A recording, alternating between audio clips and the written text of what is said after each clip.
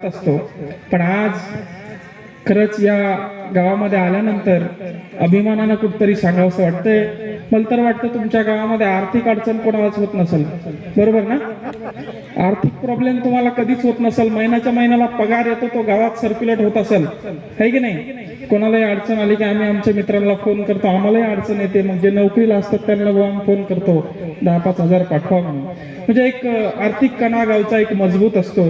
खरं तर तसं महाराष्ट्राचा कणा मजबूत करण्यासाठी तुम्ही संघर्ष करून या सेवेमध्ये आज रुजू आहात। आमचे सन्माननीय समाधानजी लोखंडे सर, सुरुवातीला माझ्या राजकीय आयुष्याला, सामाजिक आयुष्याला जेव्हा सुरुवात झाली भाऊ, तेव्हा सर माझ्याकडे यायचे, भाऊ काही करू नको, शांत बस ना म्हणायचे।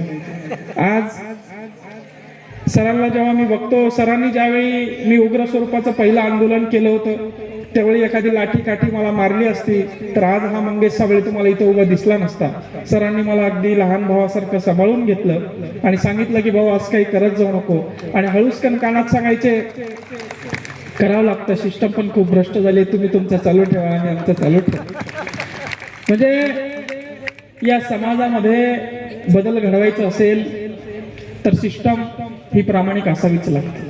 माय बापावर नेता कधीच प्रामाणिक